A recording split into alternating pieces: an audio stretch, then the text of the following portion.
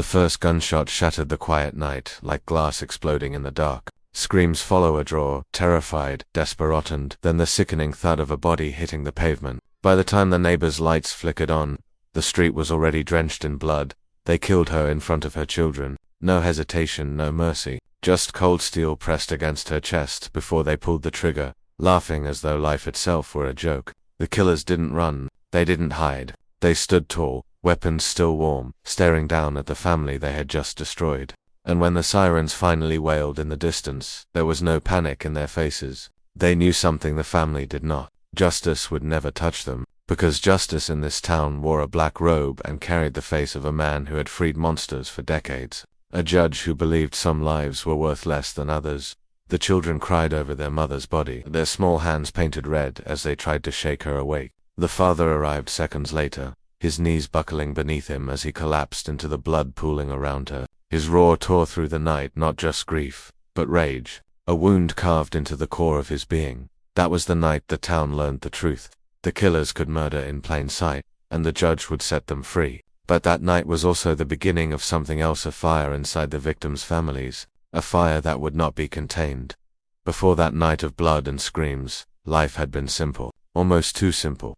The Carter family's home sat on the edge of town, a small two-story house with paint peeling off the porch rails and a garden that bloomed only because the mother insisted on tending it every dawn. Mornings smelled of coffee and warm biscuits, with sunlight snaking through worn curtains and spilling across the kitchen table. The father, Marcus, would grumble about the weak coffee, while his wife teased him for needing it strong enough to burn through his tongue. Their children, Samuel and little Grace, laughed at their parents' banter, safe in the rhythm of a family that knew love even when money was tight.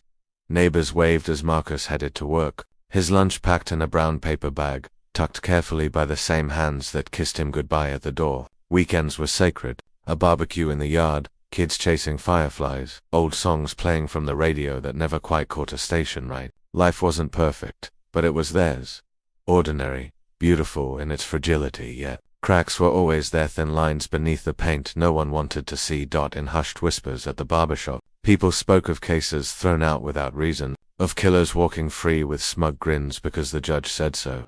Mothers warned their sons not to look the wrong way at the wrong men. Fathers whispered to their daughters that the law in this town wasn't built to protect them. But still, most carried on, convincing themselves it was safer to pretend nothing was wrong. Marcus, too, pushed the unease aside. He had heard the stories. Everyone had. A drunk driver who mowed down a child, freed after 2 weeks. A man accused of beating his wife nearly to death, walking away with a fine smaller than a parking ticket. Each time, the same cold smile from the judge at the courthouse doors. Each time, the same muttering in the community, "This is how it's always been." But in the Carter home, hope clung stubbornly. Birthdays were still celebrated with lopsided cakes. Grace's 5th was just around the corner, and she had already decided she wanted a princess dress, the kind that sparkled like starlight. Samuel promised to build her a paper crown, decorated with crayons and glitter. Their mother promised there'd be balloons tied to the porch. Marcus promised he'd take the day off work. The night before, it all unraveled. Marcus sat on the porch with his wife, watching their children play tag under the fading orange sky. She leaned against him, her laughter soft, her hand resting gently on his. "We're lucky," she whispered. "Yeah," Marcus replied, though his eyes lingered a little too long on the shadows stretching across the street. Lucky. There had been news that day of another case dismissed. Man accused of stabbing a teenager during a bar fight. Witnesses swore they saw it. Evidence stacked like bricks. But the judge had ruled lack of credibility and sent the man home by evening. Marcus remembered the way the boy's mother screamed on the courthouse steps, her voice echoing against the stone walls, shaking the crowd that dared not get too close. He remembered the killers walking out, grinning, while the judge's gavel still echoed in the air. He shook the thought away as his wife nudged him, smiling, as though to anchor him back in their safe little world. He kissed her temple, letting the weight of her lean remind him that love still existed, even in a place where justice did not. That night, before bed, he tucked Grace in. She held his hand tight and whispered, "Daddy, nothing bad ever happens here, right?" Marcus forced a smile. "Not while I'm around." But when she closed her eyes, drifting into the soft rhythm of a child's dream, he lingered in the doorway, watching her breathe, a knot tightening in his chest. Somewhere deep inside, he knew promises like that were fragile things. And in the silence of that peaceful home, with laughter still echoing faintly from the yard, the first threads of tragedy were already tightening, unseen. Inevitable. The night came without warning. One moment, the Carter home was alive with the laughter of children chasing each other down the hall. The next, the world outside cracked open with headlights and the sound of car doors slamming. Heavy boots pounded against the pavement, drawing closer, their rhythm as cold as a war drum. Marcus had just lowered himself into the armchair, the television humming low in the background. His wife hummed softly in the kitchen, washing dishes, her voice drifting like a fragile thread through the air. Grace had fallen asleep upstairs, clutching her new princess crown, while Samuel fiddled with a toy car on the rug. Everything was ordinary until the knock came. Not a polite knock, a pounding. Marcus rose, unease prickling through him. He opened the door, and the night rushed in. 3 men stood there, their faces half hidden in the shadows, guns glinting in their hands. He barely had time to speak before one of them shoved him hard against the wall. The barrel pressed cold against his ribs. "What do you want? Shut up." The words cut sharper than the metal in the kitchen. His wife froze, the dish slipping from her hand and shattering across the floor. Samuel's toy car dropped with a clatter. The men stormed inside, their presence heavy and venomous. And then, it happened. One of them grabbed Marcus's wife, pulling her by the arm. She screamed, the sound ripping through the house like glass breaking. Samuel lunged forward, trying to fight, trying to protect her, but the gun swung down, cracking across his small frame, sending him sprawling to the floor. The shot came before Marcus could move. A thunderclap in the living room. His wife's body jolted, then crumpled, crimson blooming across her chest. For a moment, time itself stopped. Marcus heard nothing but the roar of his own blood in his ears. His scream tore loose, raw and helpless, as he dropped to his knees beside her, hands trembling against her lifeless body. Samuel wailed, clutching his mother's arm, his small hands soaked in blood. The killers didn't flee. They stood over the wreckage of a family, grinning, their laughter filling the house like poison. When the sirens finally wailed in the distance, the men didn't panic. They lingered, tossing their guns onto the couch as though daring the law to touch them. By the time the police arrived, Marcus was still on the floor, drenched in his wife's blood, rocking her body as though he could will her back to life. The officers arrested the men, handcuffing them with almost ceremonial slowness. The killers smirked, whispering to one another as they were led outside. Marcus caught their words through the ringing in his ears. "Don't worry, the judge will take care of it."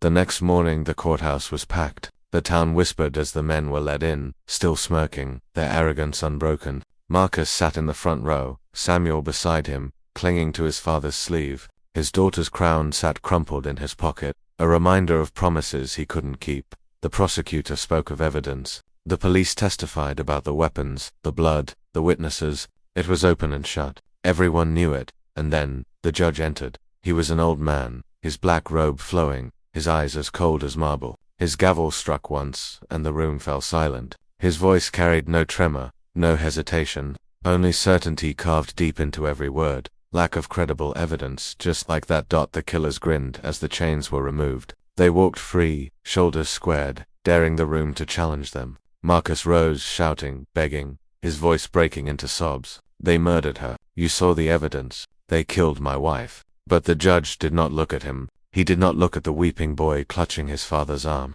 He looked only at the men walking free. His gavel struck again. Case dismissed. The courtroom erupted screams of disbelief, gasps of horror, yet no one stepped forward. No officer blocked the killers as they strutted out the door. No lawyer objected. No citizen dared stand against the robed figure who had just written injustice into stone. Outside, the killers lit cigarettes, laughing, while reporters snapped photographs. "Told you," one of them sneered at Marcus as he was dragged away from the courthouse steps, his grief mistaken for disorder.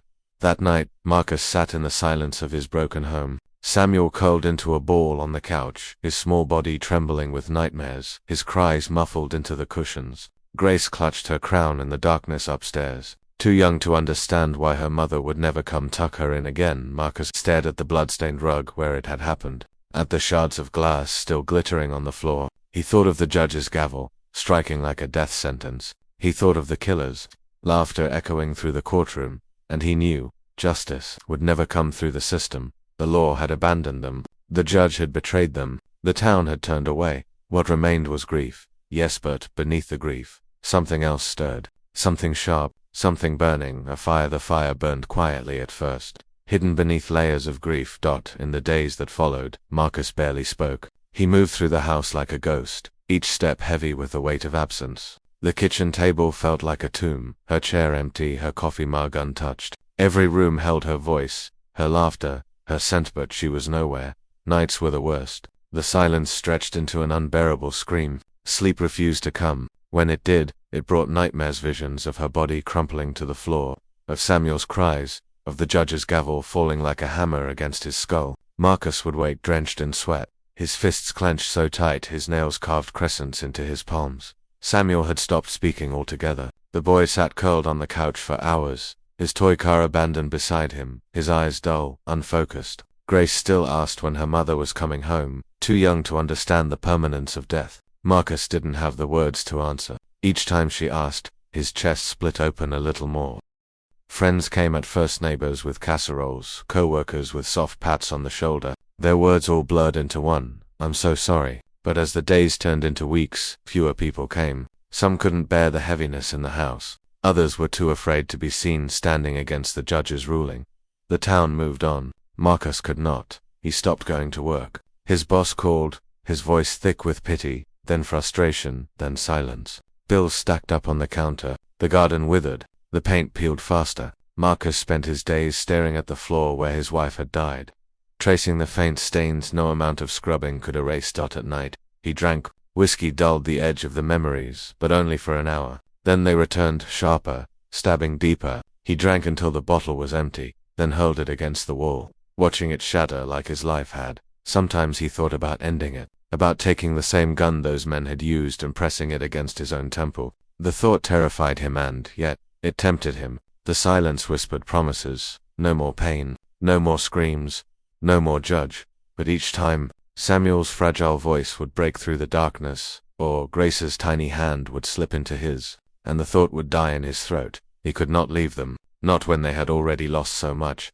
But his presence was not comfort. It was shadow. His rage bled into his parenting, his voice too sharp, his patience gone. Samuel flinched at sudden movements. Grace hid when he shouted. They needed love. He had only fire left to give. His sister, Rebecca, came often urging him to let go, to move on. She spoke of healing, of forgiveness, of faith. "Your wife wouldn't want you to drown like this," she whispered one evening, her eyes wet. Marcus snapped. And what would she want? To be shot in her own kitchen? To have her killers walk free while that bastard in a robe smirks down at us? Don't tell me what she would want. Rebecca recoiled, tears spilling down her cheeks. She left without another word, slamming the door behind her. It wasn't the first relationship he had fractured. Friends stopped calling. Even the pastor who came to pray over the house left uneasy. His words about trusting God's plan met with Marcus's bitter laughter. Faith had no place here. God had abandoned them the moment the gavel fell. And yet, the fire grew. Each night, Marcus replayed the trial in his mind. The judge's voice, so calm, so certain, lack of credible evidence. The killers' smirks, their laughter outside the courthouse. The reporters' flashbulbs capturing his humiliation. His grief turned into spectacle. He imagined different endings, leaping over the wooden railing, tearing into the killers with his bare hands, standing up in that courtroom and pointing a gun at the judge's head. He thought about it so often it began to feel real. Like the memories of his wife's touch, his children's laughter. He began to write their names, on scraps of paper, on the backs of bills, carved into the wood of the kitchen table with a dull knife. The judge, the 3 men who killed his wife. He wrote them over and over until the letters blurred, until his hands cramped, until the knife slipped and cut him, blood mixing with the ink. Each name was a reminder, each cut a vow. But with each vow came doubt. What would it cost him? His life, his soul, his children. Could he abandon Samuel and Grace to chase revenge? Could he raise them while carrying that much hate? At night, staring into the cracked mirror above the sink, he didn't recognize the man looking back. His eyes were hollow, his face gaunt, his skin sallow with exhaustion and drink. He whispered to himself, trying to remember who he had been before: the husband, the father, the man who promised his little girl nothing bad would happen while he was around. That man was gone. In his place stood someone else, someone dangerous. The community didn't help. Whispers followed him whenever he stepped outside. People crossed the street to avoid him. Some looked at him with pity, others with fear, others with silent agreement they dared not voice. Everyone knew the judge had freed killers for years. Everyone knew the system was rotten. but no one dared say it aloud. Marcus felt like he was drowning, screaming beneath the water, while the town walked by on the shore, pretending they didn't hear. One night he drove to the courthouse. He sat in his truck across the street, the building looming in the darkness like a cathedral of corruption. The judge's car was parked outside, gleaming under the lamplight. Marcus gripped the steering wheel so tight his knuckles turned white. He thought about ramming it. He thought about walking inside with the shotgun hidden under his seat. He didn't move. He sat there until dawn, trembling, the taste of metal thick in his mouth. When the sun rose, he drove home, ashamed and yet alive, because for the first time since her death, he had felt something more than grief. He had felt power, and that terrified him. In the quiet of his hollow house, Marcus realized he stood at a crossroads. He could continue wasting away, letting grief rot him from the inside until his children were left with nothing but a broken shell of a father. Or he could embrace the fire burning inside him, the fire that whispered of justice, of vengeance, of balance restored. But he knew what that meant. It meant becoming what he despised. It meant blood. It meant sacrifice. As Grace clutched her crown and Samuel finally spoke again, his voice cracked, whispering, "Daddy, I'm scared." Marcus made no promises. He couldn't, because in that moment, he no longer knew if he was a father trying to protect his children or a man preparing to burn the world that had destroyed them. Marcus's nights of staring into the courthouse shadows were not only about his own torment. They became rituals, silent vigils where he studied the men who had torn his life apart. The judge, the killers, the officers who saluted them on their way out. It was all part of the same web. And the more Marcus watched, the clearer it became. This was not chaos. This was order. Their order. The judge was the centerpiece of that order. Judge William Harlan had sat on the bench for over 30 years. To the town's wealthy families, he was a man of honor and tradition, a pillar who had kept their community stable. To the church, he was a godly figure, front row on Sundays, his deep baritone leading hymns about grace. He lived in a sprawling colonial mansion at the edge of town, its lawn trimmed sharp as a blade, American flags snapping proudly in the wind. People called him Your Honor even outside the courthouse. Shopkeepers gave him discounts. Politicians shook his hand for photo ops. Children in school were told stories of his wisdom. He wasn't just respected, he was untouchable. But beneath that black robe was rot. Harlan believed in hierarchy, in bloodlines and purity. To him, some lives mattered more than others. He didn't shout it in speeches or write it into laws, but he let it drip through every ruling, every smirk, every slammed gavel. Black families, immigrants, the poor, they were trouble. He freed their oppressors, not out of ignorance, but out of conviction. He believed he was protecting order by keeping the wrong kind in their place, and the town let him. The killers were his blunt instruments. 3 men, all in their 30s. Their names carried weight not because of honor, but because of lineage. Sons of businessmen, nephews of councilmen, cousins of deputies. Their families had money, land, and ties to the judge that stretched back generations. They wore their violence like medals. Everyone in town had a story. The bar brawl where they broke a man's jaw with a pool cue. The night they dragged a teenager behind their truck for looking at them wrong. The string of robberies no one spoke of. The assaults whispered about, but never written down. Each crime vanished the same way, swept off the record, erased by a judge's stroke of pen. They strutted through town like kings without crowns. Smug smiles, expensive boots, laughter that mocked anyone foolish enough to cross them. To them, Marcus's wife wasn't a victim, she was a message. Her blood was proof that they could do anything, anywhere, and still sleep soundly in their own beds. And when Marcus locked eyes with them across the courthouse steps, they didn't look away. They grinned. One even tipped his hat, as though mocking him for grieving in public. But it wasn't only the judge and his killers.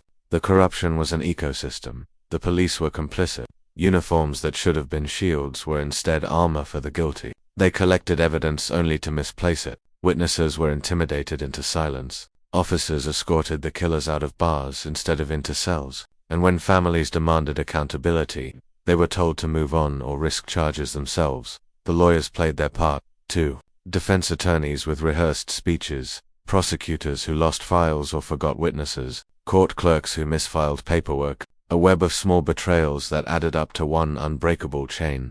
Politicians smiled the widest. They shook hands with the judge at campaign dinners, accepted donations from the killers' families, gave speeches about law and order while burying the truth.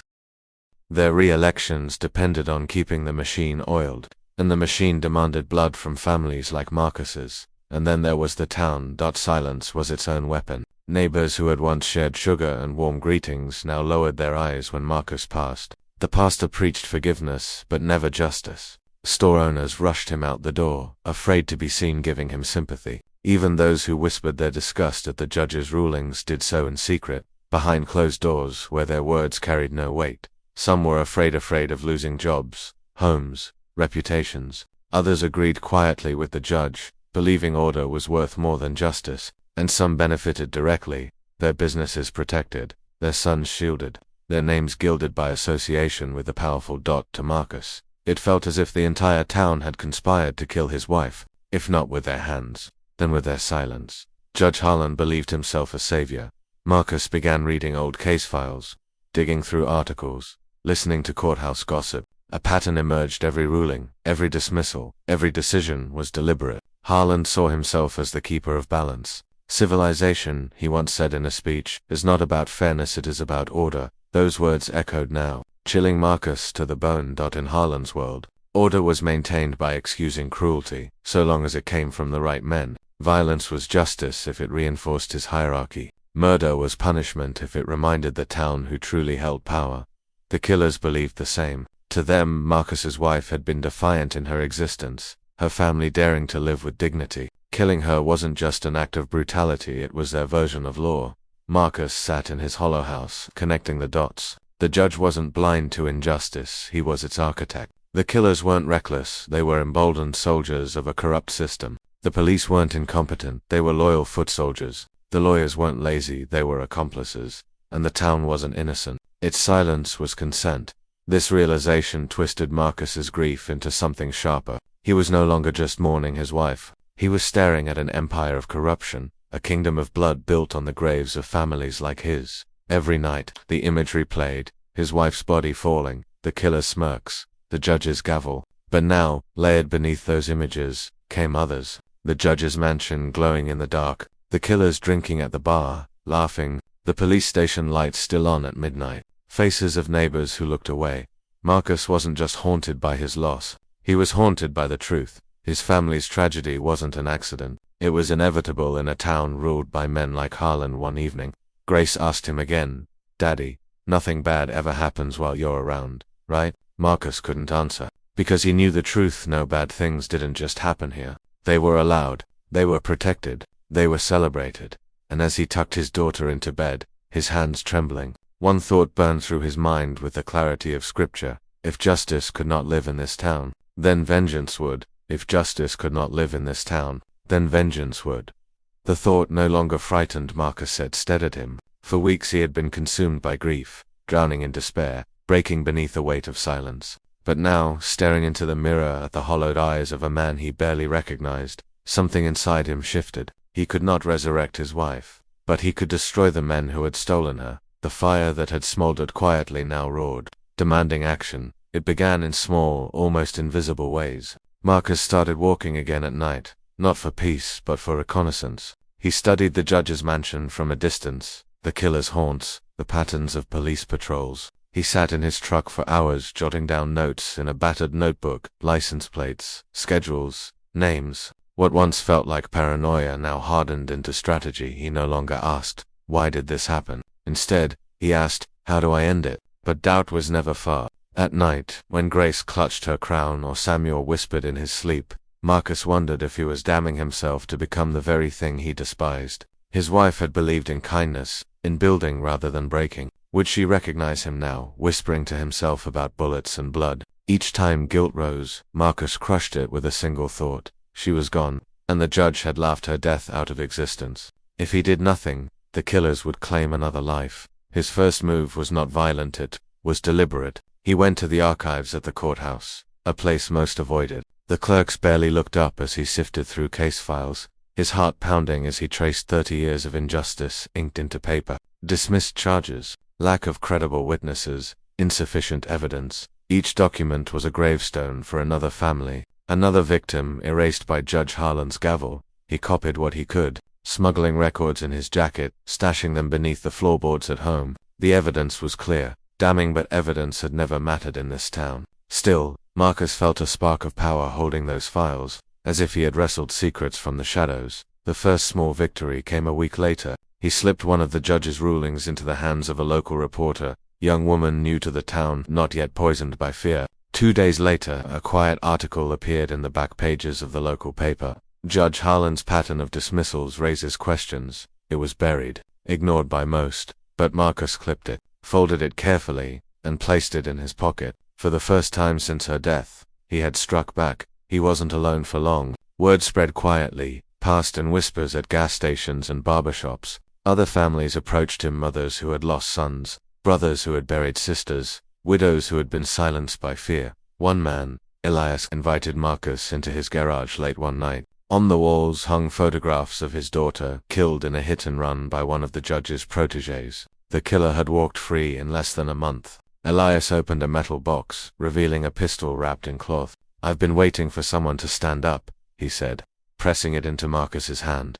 Another, Mrs. Alvarez, slipped him a set of keys to a storage unit on the edge of town. Inside were files, photographs, sworn statements. Her son had been beaten to death in police custody, and she had spent years collecting evidence no one would ever admit in court. "If you're serious," she told him, her voice trembling, "use it." The families became his quiet army, not of soldiers but of survivors, each carrying their own fire. Their pain gave him purpose. Their trust gave him weight. But with each step the burden grew heavier. Marcus's children sensed the change. Samuel flinched at the sight of the pistol tucked beneath his father's jacket. Grace asked why he stayed out so late, her wide eyes filled with a fear she didn't understand. When Rebecca confronted him, demanding to know where he went at night, Marcus could not answer. She saw the darkness in his eyes and recoiled, whispering, "You're losing yourself." And perhaps he was. The guilt gnawed at him in quiet moments. When Samuel finally broke his silence to ask if his mother was in heaven, when Grace laughed in her sleep, when he caught his reflection in the cracked mirror and saw not a father but a predator waiting to strike. Still, the fire pushed him forward. Each doubt became fuel, each moment of hesitation another reason to act. The first confrontation came almost by accident. One of the killers, drunk and loud, stumbled into a bar Marcus had begun frequenting to track their movements. The man recognized him, smirking as if taunting Marcus's grief was sport. "Your wife screamed louder than the dishes she dropped," he sneered, laughter spilling from his lips. The bar fell silent, eyes flicking between the two men. Marcus's hands shook, rage flooding through him, but he didn't draw the pistol. Instead, he grabbed the man by the collar and slammed him against the wall, his voice low, venomous. "One day you'll scream louder," the killer laughed, but his eyes flickered with something Marcus hadn't seen before. Hesitate. The bar erupted in whispers. For the first time, Marcus hadn't just grieved. He had struck fear. That night, Marcus lay awake, staring at the ceiling. He hadn't pulled the trigger, but he had crossed a line, and it felt like breathing after being underwater too long. Weeks later, another small victory came. Marcus exposed one of the police officers who had tampered with evidence in his wife's case. He leaked proof photographs, dates, sworn testimonies to the same reporter. This time, the story made headlines. Officer accused of evidence tampering in high-profile murder case. The officer was placed on temporary leave, but the damage was done. The community buzzed. Whispers grew louder. For the first time, cracks showed in the judge's empire. Marcus watched the news in silence, his children asleep beside him. He felt no joy, no triumph, only the steady pulse of momentum. The fire inside him had found its direction. Yet with each step toward control, the question clawed at him. Was he still a man seeking justice, or a man preparing for murder? His wife's voice haunted him in dreams, soft and accusing, asking if this was the man she had loved. But each morning, when the judge's face filled the paper, when the killers swaggered through town, untouched, Marcus had his answer. He wasn't losing himself. He was becoming what the town had forced him to be. And as he stood on the edge of his children's beds one night, watching them breathe, he made the vow silently. Etched into his bones, he would burn the judge's order to the ground, brick by brick, man by man, until the blood on his floor was answered. Marcus's vow was fire in his chest. But fire alone could not topple an empire. And empires never fall quietly. The judge and his machine had ruled for decades. They had survived whispers, scandals, even moments when the truth threatened to surface. Marcus's small victories were sparks dangerous enough to draw notice, but not yet enough to burn the edifice down. And once the judge noticed, the retaliation was swift, merciless, and personal. It came in the form of silence. The morning after the article about the corrupt officer broke, Marcus found his mailbox empty, not just of mail, but of bills, flyers, even the usual junk. Days passed, and nothing came. Then the electricity shut off without warning. The water followed. Calls to the companies went unanswered. When he drove to their offices, he was told records didn't exist in his name anymore. At night, strange cars idled at the end of his street, headlights off. When he walked toward them, they vanished into the dark. Samuel woke screaming one night after seeing a man standing at the edge of the yard, watching through the window. It was intimidation, precise and suffocating. The judge's way of saying, "I see you." At first, the other grieving families rallied. Elias stood firm, pistol in hand. Mrs. Alvarez whispered prayers as she slipped more documents into Marcus's jacket. But cracks began to show. One mother, whose son had been beaten in jail, begged Marcus to stop. "You'll make it worse," she cried. "For all of us, they'll come after our children next." Another, a father who had buried 2 sons, pulled Marcus aside after a late-night meeting. "Revenge doesn't bring them back," he said, his voice breaking. "I thought I wanted it to, but I can't watch my daughter lose her uncle to the same hate that killed her brothers." Some families wanted peace. Others wanted blood. The divide grew sharper with every move Marcus made, until meetings became shouting matches. Grief weaponized against grief. "You think you're our savior?" One man spat. "You'll get us all killed." Marcus said nothing, but the fire in his chest would not dim. He wasn't their savior. He was their weapon, and weapons didn't stop until they broke. It was Rebecca who cut deepest. She had been the last thread tying Marcus to what remained of ordinary life. Visiting the children, cooking meals he no longer bothered to make. But one evening, as Marcus returned from a meeting with Elias, he found her waiting on the porch, her face pale, her hands trembling. "You have to stop," she said. "I went to the pastor. I went to the sheriff. I told them what you're doing." Marcus froze, his breath catching like glass in his throat. "You what?" Her eyes filled with tears. "You're going to destroy yourself. Destroy the children. I can't stand by and watch you become a murderer." It wasn't just betrayal, it was loss all over again. The judge hadn't needed to break him. His own blood had delivered the knife. By morning, 2 patrol cars idled outside his house. They didn't arrest him, didn't question him. They just sat there, a silent reminder that his sister's words had placed a target squarely on his back. The judge didn't address Marcus directly. He didn't need to. His power spoke through the town itself. Marcus lost his job officially.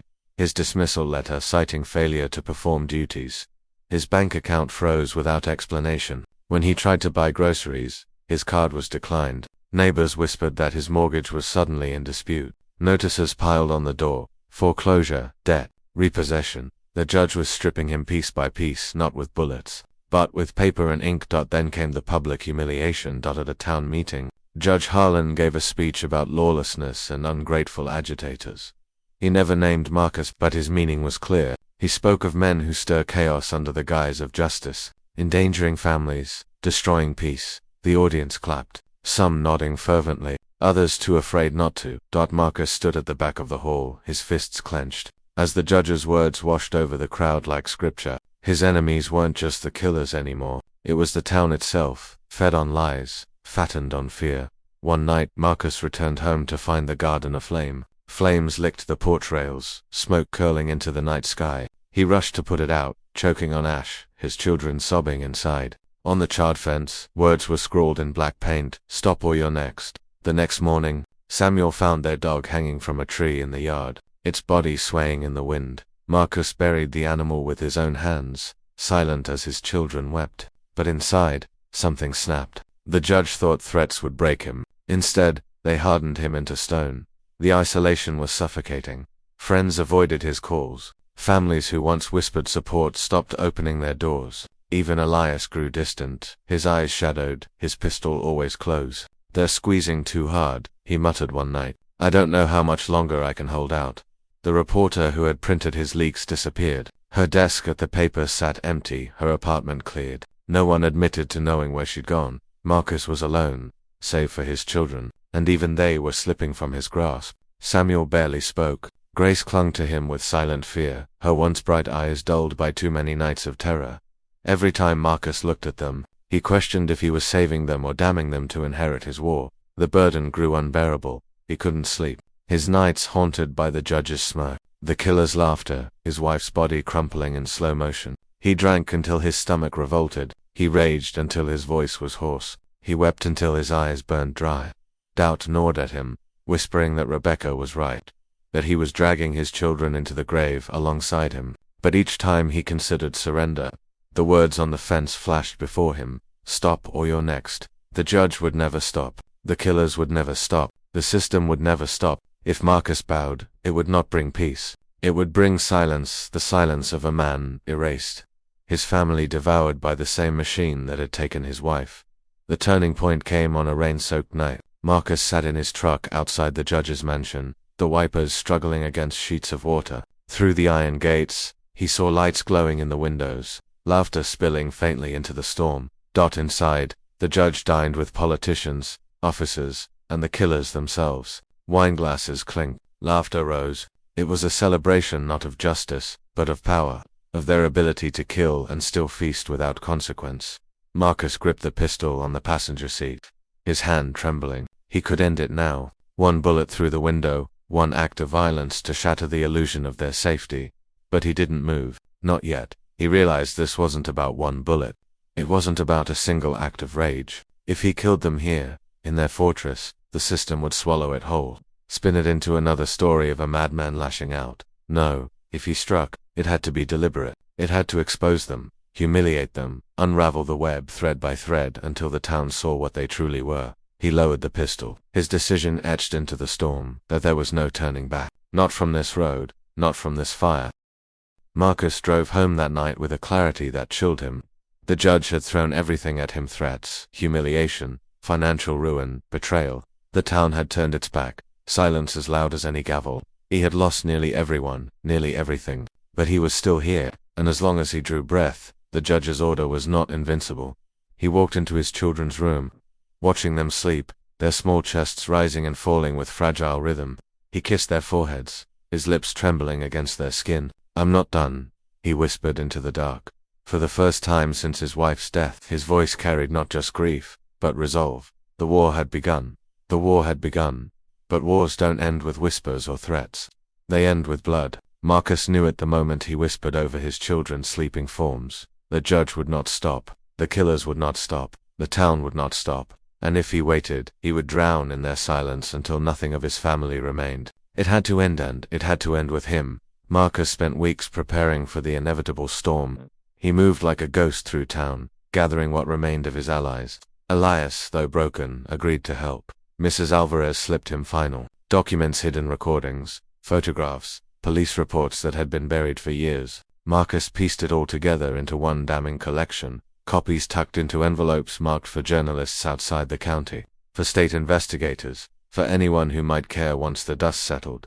He knew his hands would be stained in blood before the night was over, but at least the truth would remain when he was gone. Then came the weapons. Elias brought rifles. Marcus cleaned the pistol until it gleamed. He packed ammunition into a worn duffel bag, his hands trembling not with fear but with grim anticipation. The target was clear: the judge's annual founders' banquet, a grand celebration held at the courthouse every spring. Politicians, police, lawyers, businessmen, and the killers themselves all gathered in one gilded room to toast the order that Marcus's wife had died for. If order was their religion, Marcus would turn the temple into their tomb. Rain lashed the courthouse steps as Marcus approached, his duffel heavy, his coat soaked. The building glowed with chandeliers and laughter, violins playing faintly inside.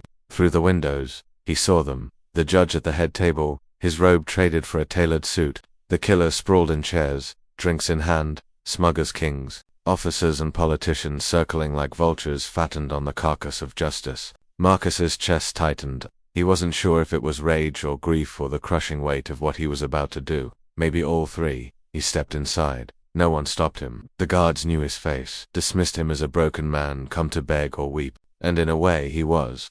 But not for mercy, for vengeance. The violin faltered as he walked across the marble floor, his boots echoing against the stone. Heads turned, whispers rippled.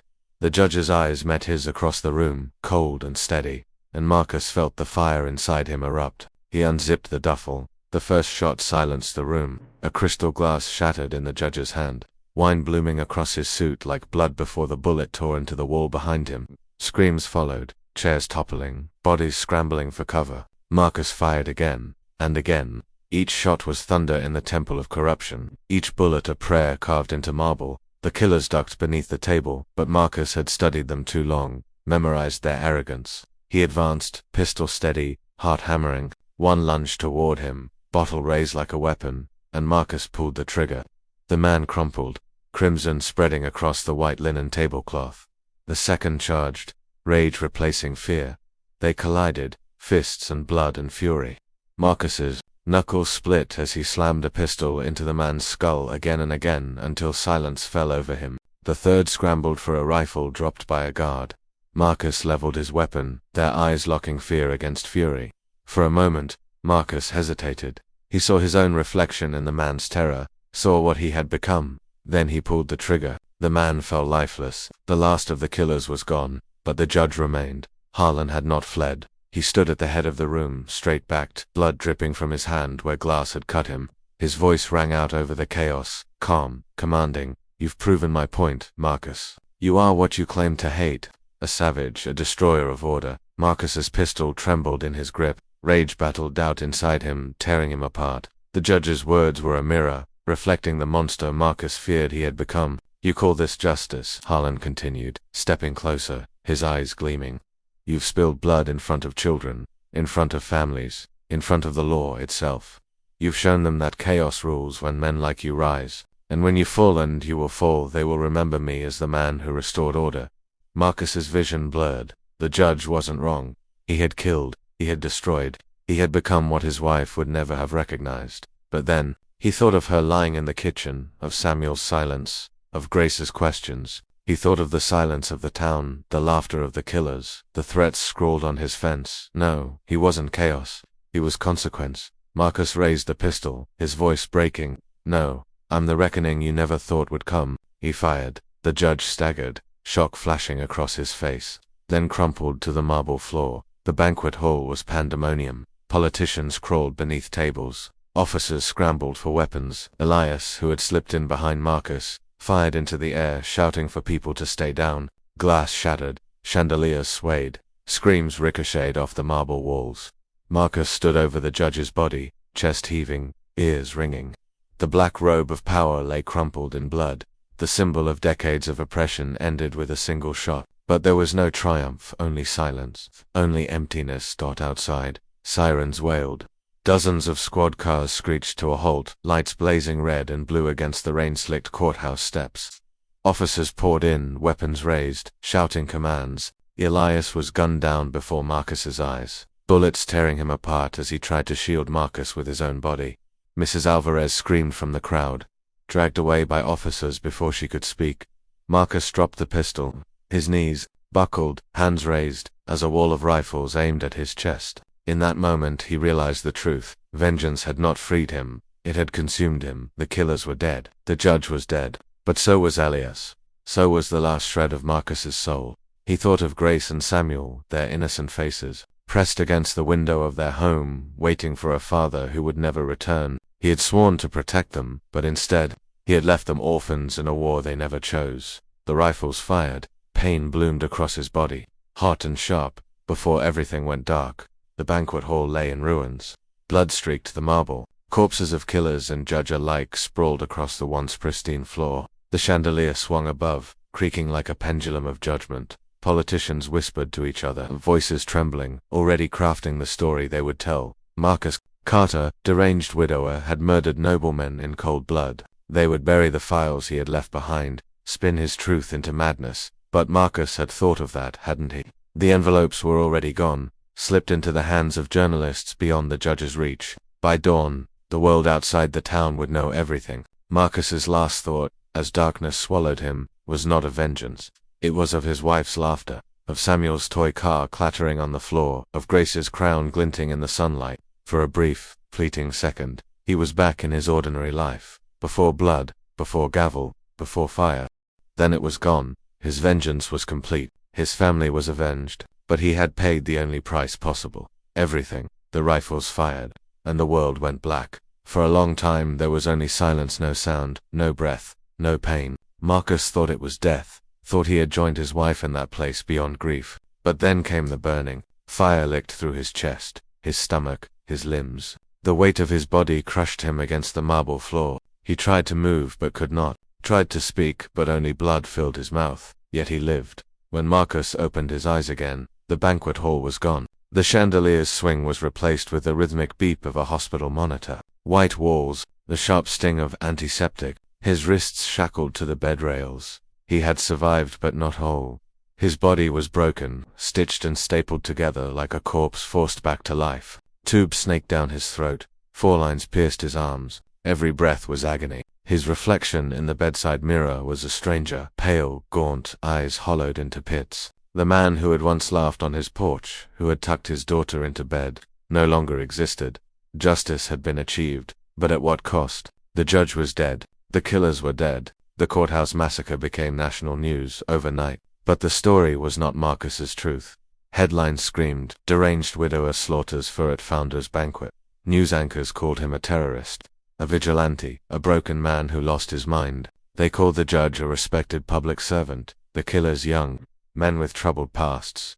The town echoed the narrative, too afraid or too complicit to admit otherwise. But beyond the county line, the files Marcus had smuggled out surfaced. Reporters published decades of corruption, exposing Judge Harlan's empire for what it was, a machine built on blood and silence. Families from across the state stepped forward, voices trembling, telling their own stories of injustice. Investigations opened, careers ended, the empire cracked. The truth had clawed its way into the light, but Marcus would never taste its sweetness. He had planted the seed with blood, and others would harvest what grew. For the grieving families who had once stood with him, the aftermath was as bitter as it was hollow. Some felt vindicated, their children's names finally spoken with dignity in courtrooms and newspapers. Others felt betrayed, seeing Marcus's violence used as a weapon to discredit their pain. Elias's widow wept at his grave, cursing Marcus for dragging her husband into the fire.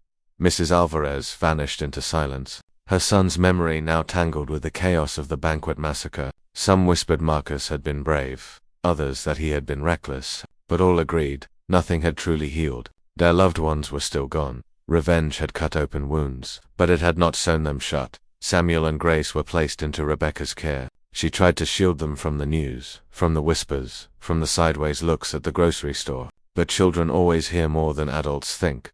Samuel carried rage in his silence, clenching his fists at the mention of police, refusing to speak the judge's name. Grace asked too many questions. Why Daddy wasn't coming home, why people called him a monster, why Mummy had to die. Rebecca had no answers, only tears. At night, Samuel placed his toy car beside his bed, waiting for a father who would never return. Grace clutched her princess crown until the glitter wore away. The Carter home stood empty now, its garden overgrown, its walls silent.